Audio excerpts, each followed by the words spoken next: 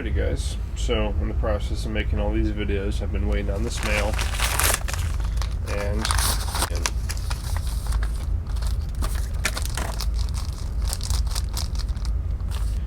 the pink frog.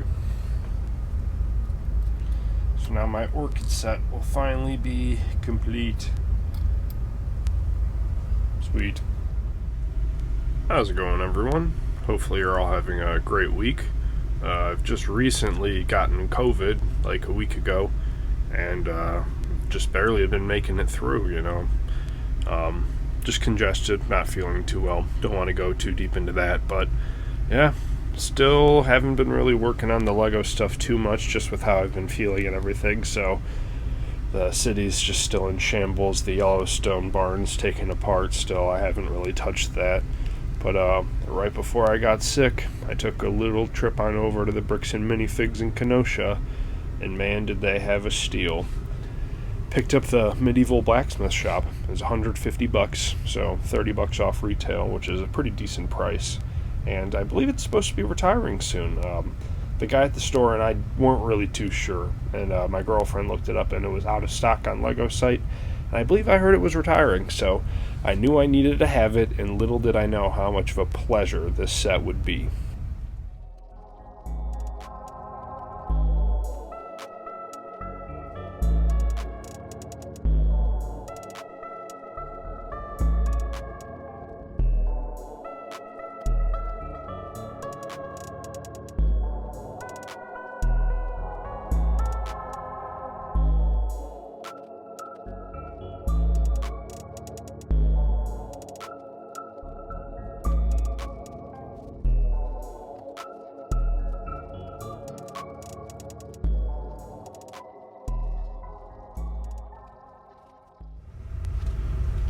So everyone, this is the Medieval Blacksmith Shop. Got the instruction manual and the set. It was $150. Did not come with the box, which is fine by me. I mean, I'm not really going to display the boxes anyway.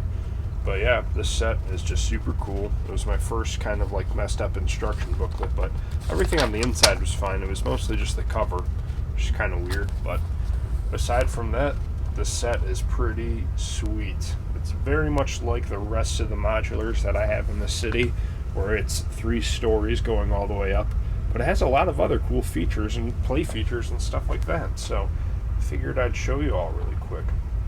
So the top right here has this whole little opening right here, and you can actually just pop that out and you have a whole interior. And then on top of that interior, the whole other side will pop out, but it kind of gets caught by the window and the chimney. So like you can see, I'm kind of pulling at it here and it's not really coming out. So there's not really an easy way to take that side out. Granted, you only really need one side for the playability. And then you put the thing back on the side. Just got little like hooks on the bottom that'll hold it in place. And then very carefully you can lift off the roof there. And then that'll open up into this little kitchen area. You've got your front door here that'll open up. I've got the dog up there. And then there's just like a little inside kitchen area here. And then that pops off as well into the basement. And in the basement is where like the Medieval Blacksmith Shop is. So that's where most of his operations and stuff like that would be going on. So yeah, that's like the 3 stories of the medieval shop. And then I'm actually gonna get you a little bit closer and show you the insides here. On the inside of the upstairs, you can see there's like a little seat with a quill. You have like a little fire over there, or a candle. And then you have the big bear rug, along with a chest with a backpack, as well as the really cool bed build. It's got a lot of different colors on it, and very, very nicely done.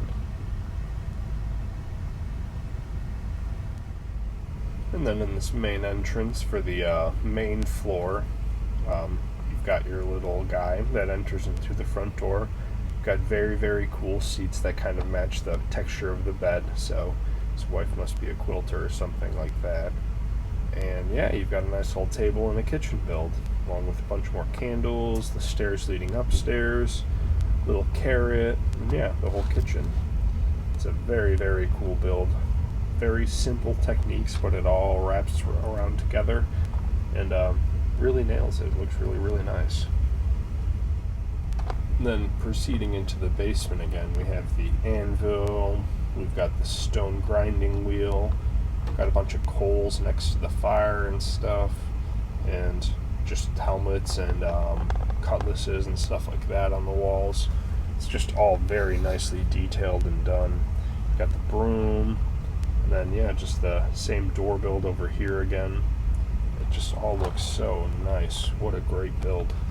And then I didn't even know this when I bought it, but proceeding from the outside, there's the whole smelting station / like cooking area, and there's actually a light brick in this set, so that lights up and everything, and makes it look like the embers are on fire. Very, very cool details in this piece. And then switching over here to the front, got the little bag and the dog on the stairs. I kind of added that, and it really helps with the detail. Got the girl with the compass here. Haven't really displayed her yet, but very cool person. So maybe we'll add her here on the stairs, but I don't know if it'll actually close with her there, so I won't. And then, yeah, just a cool tree build, and we'll kind of zoom out for some of this stuff as well, and I'll show you all this again. Alrighty guys, and that's the blacksmith shop put back together. I haven't noted yet, but it did also come with this carriage for the blue guys over here, the falcons. So I thought that was pretty cool. Came with the horse and everything. Very, very cool build. Now, one thing I did want to note is that the scale of this building is insane. As you can see, my building's behind it, like, it's almost bigger than some of my stores, which makes sense for this kind of style of building. But just to show you guys the sheer size of this thing, I want to show you guys Forestman's hideout, the reproduction one, next to it. Now, I mean, that's just a small little tree hideout, but that's a pretty big size difference in comparison to the old ones and stuff like that. So this is a very, very cool and very large structure. Alright guys, that was my review of the blacksmith shop. I give it a 10 out of 10 if you're looking for numbers, but we're moving on here real quick. Got some minifigures to look through. Alright guys, so I spent a good 45 minutes to an hour sorting, cataloging, figuring out which minifigures were which. I still have a whole bag of just random miscellaneous parts or stuff that didn't line up. As you can see, Venom's torso, some of the Chima stuff. I've never collected that stuff at all. Just random stuff. I might use some of these bodies in here, might not, might go into my collection, but from what I could make, these are the figures. This girl is considered a mayor. If you know mayor to what, please comment below, because I don't know. Start lining her up here. We've got a police officer. Hawkeye. I had to use a different color hairpiece for my own personal collection, but I've got a Hawkeye now, which is pretty cool.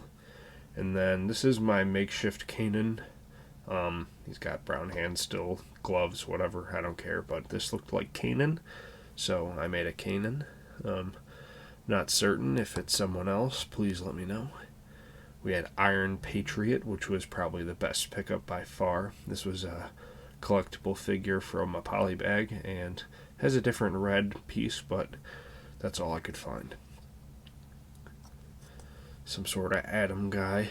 Looks almost like John Cena. Not really sure, but he'll go in the city. Random heist character.